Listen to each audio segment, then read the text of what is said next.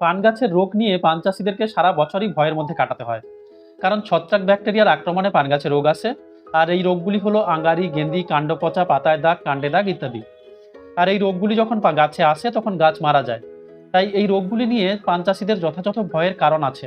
রোগ পান গাছের যতটা ক্ষতি করে পোকা অতটা ক্ষতি করে না, কারণ পোকা দেখা দিলে পোকার বিষ প্রয়োগ করলে অনেক ক্ষেত্রেই পোকা নিয়ন্ত্রণ হয়ে যায়, কিন্তু পান গাছে রোগ একবার দেখা দিলে সেই রোগ নিয়ন্ত্রণ হয় না। আর পোকা গাছকে মেরে ফেলতে পারে না, কিন্তু রোগ গাছকে মেরে ফেলতে পারে। তাই রোগ নিয়ে কিছু সমস্যার সম্মুখীন চাষিদেরকে হতেই হয়। ছত্রাকজনিত যে কোনো রোগ গাছে এলে সেগুলো সাধারণত গাছের পাতাকে আক্রান্ত করে। অন্যান্য ফসলের ক্ষেত্রে কি হয়, যেমন ধরুন বেগুনের পাতায় আক্রান্ত হলেও ফলে প্রথম দিকে আক্রান্ত হয় না, তাই ওই সময় ফলটা তুলে বেচে দেওয়া যায়। কিন্তু পান গাছের যেহেতু পাতাটাই বিক্রি হয়, তাই একটা সময়ের পুরো ফসলটাই নষ্ট হয়ে যায় এই রোগের আক্রমণের কারণে। পাতায় দাগ থাকার কারণে ওই পাতাটাকে পান চাষিরা আর বিক্রি করতে পারেন না, এবং তখন ফসলটা পুরোপুরি নষ্ট হয়ে যায়। একটুও চাষি ওখান থেকে কোনো লাভ পান না। পান গাছে পোকা ছড়াতে যতটা সময় লাগে তার অনেক গুণ বেশি হারে রোগ বাগানে ছড়িয়ে পড়তে পারে। আর একবার বাগানে রোগ এলে তার যদি ট্রিটমেন্ট শুরু করা না হয়, তা কয়েকদিনের মধ্যেই পুরো বাগানটাকে ছেয়ে ফেলতে পারে এবং গাছ মারা যায় এতে। তাই পান গাছের জন্য, পান চাষের জন্য চাষিদের কাছে পোকার থেকে রোগ অনেক বেশি ভয়ঙ্কর। বাগানে একবার রোগ এলে রোগ সারাতে অতিরিক্ত খরচ হয়ে যায়, কারণ এমনিতে ছত্রাকনাশক বা ব্যাকটেরিয়ানাশক ওষুধগুলোর দাম খুব বেশি। একটা 10 থেকে 12 লিটারের ড্রামে আমরা পান চাষিরা যখন বাগানে ওষুধ দিই তখন প্রায় 250 থেকে 300 টাকা খরচ করে ফেলি। এমনিতেই পান বিক্রি বন্ধ, তারপরে আবার অনেক সময় গাছের গোড়ায় জল করে দিতে হয় বা ড্রেঞ্চিং করতে হয়, তখন তো 3000 বাগানে প্রায় 3 থেকে 4000 টাকা চলে যায়। আর এই খরচ আমাদের কাছে বোঝা হয়ে দাঁড়ায়, কারণ পান বিক্রি বন্ধ, তার উপর এত বড় একটা খরচ আমরা আর তখন টেনে উঠতে পারি না। ছত্রাক ব্যাকটেরিয়ার আক্রমণ বাগানে থাকবেই, আর সেই নিয়ে দুশ্চিন্তা না করে তাকে প্রতিরোধমূলক ব্যবস্থা গ্রহণ করতে হবে, তাহলে খরচও কমবে আর গাছও বাঁচবে। আর তেমনই একটি জৈব ছত্রাকনাশক ও ব্যাকটেরিয়া নাশকের কথা আজকের বলবো, যার নাম সিউডোমোনাস ফ্লোরোসেন্স। প্রথমেই জেনে নেওয়া যাক সিউডোমোনাস কি। সিউডোমোনাস হলো এক প্রকার উপকারী ব্যাকটেরিয়া। আমি আগের ভিডিওতে ট্রাইকোডার্মা ভিরিডি নিয়ে আলোচনা করেছিলাম। ট্রাইকোডার্মা ভিরিডি ছিল উপকারী ছত্রাক, আর এই সিউডোমোনাস ফ্লোরোসেন্স হলো উপকারী ব্যাকটেরিয়া। ছত্রাক ও ব্যাকটেরিয়া যেমন গাছে রোগ ধরিয়ে দেয়, তেমন কিছু ছত্রাক ও ব্যাকটেরিয়া আছে যেগুলি গাছের রোগ প্রতিরোধে সহায়তা করে। এবার দেখে নেওয়া যাক সিউডোমোনাস ফ্লোরোসেন্স গাছের ক্ষেত্রে কি কি কাজ করে। এটি ছত্রাক ও ব্যাকটেরিয়া নিয়ন্ত্রণে সহায়তা করে। এটি একটি উপকারী ব্যাকটেরিয়া হলেও এটি ছত্রাক নিয়ন্ত্রণেও সহায়তা করে। এই সিউডোমোনাস ফ্লোরোসেন্স ফাইটোপথরা, জ্যান্থোমোনাস, ফুজারিয়াম, রাইজোকটোনিয়া এইসব ছত্রাক নিয়ন্ত্রণ করে। এই ছত্রাকগুলি আপনাদের কাছে অপরিচিত, কিন্তু এই ছত্রাকগুলি আপনাদের বাগানে অবশ্যই থাকে, কারণ এই ছত্রাকগুলির দ্বারাই পাতায় দাগ, কাণ্ডে দাগ, গেন্দি, পাতা পচা ইত্যাদি রোগ আসে। আর সিউডোমোনাস ফ্লোরোসেন্স এই সমস্ত রোগেরই প্রতিরোধক হিসেবে কাজ করে। এটি গাছের শরীরের রোগ প্রতিরোধ ক্ষমতা বাড়ায়, যাকে আমরা রেজিস্ট্যান্স পাওয়ার বলে থাকি।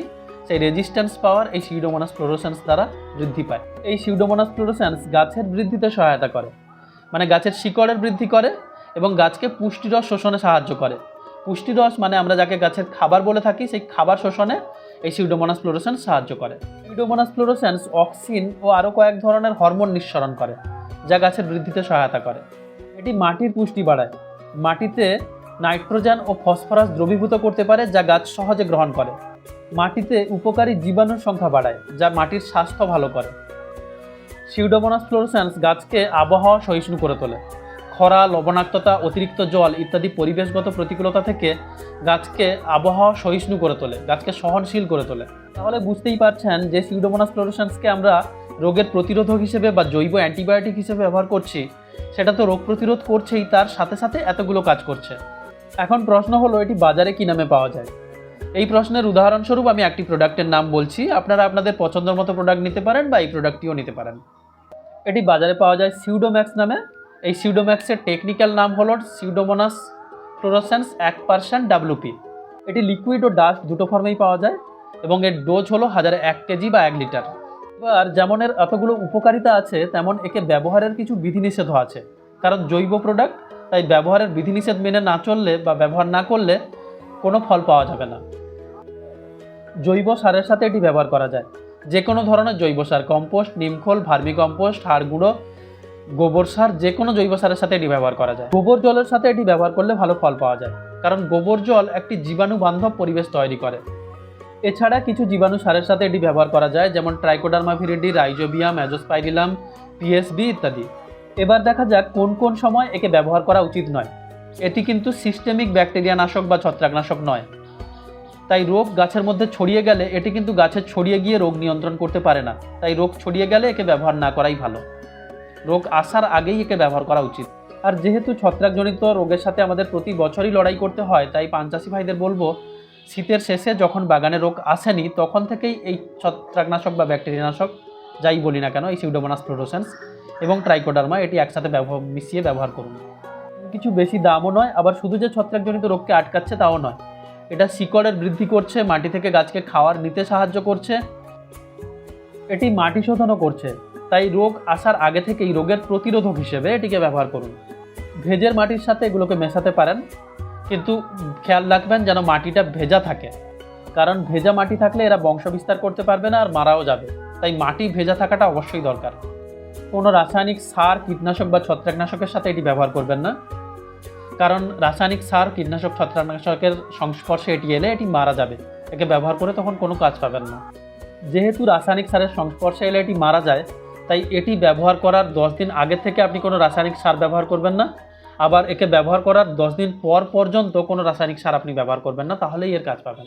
পান চাষে রোগ নিয়ে যখন চলতেই হবে, তাই প্রথম থেকে রাসায়নিক ওষুধ ব্যবহার না করে গাছে রোগ আসার আগে থেকেই এই জৈব ওষুধ যদি ব্যবহার করা যায়, এটি গাছের রোগকেও আটকাবে এবং গাছের বৃদ্ধিও করাবে। ক্রমাগত রাসায়নিক ওষুধ ব্যবহার করে গেলে গাছের রেজিস্ট্যান্স পাওয়ার অনেক বেড়ে যায়, তখন আর আগের ওষুধে কাজ হয় না। কিন্তু এইসব জৈব ছত্রাকনাশক ব্যবহার করলে গাছের রেজিস্ট্যান্স পাওয়ারটাকে ধরে রাখে এবং গাছকে রোগ থেকে আগের থেকেই আটকায়, তাই এগুলোকে ব্যবহার করা অনেক ভালো। এছাড়া এগুলো বাগানের মাটিকে ভালো রাখে, তাই মাটিকে ভালো রাখলে চাষ ভালো হবে। এই কারণে ট্রাইকোডার্মা ও সিউডোমোনাস অবশ্যই ব্যবহার করবেন।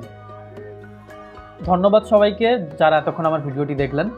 যদি ভিডিওটি ভালো লেগে থাকে একটা লাইক করুন, আপনার একটা লাইক আমাকে অনেক প্রেরণা যোগাবে। নতুন ভিডিও নিয়ে আবারও হাজির হব আপনাদের সামনে। আমার পরের ভিডিও আসতে চলেছে পান গাছের আঙারি রোগ নিয়ে।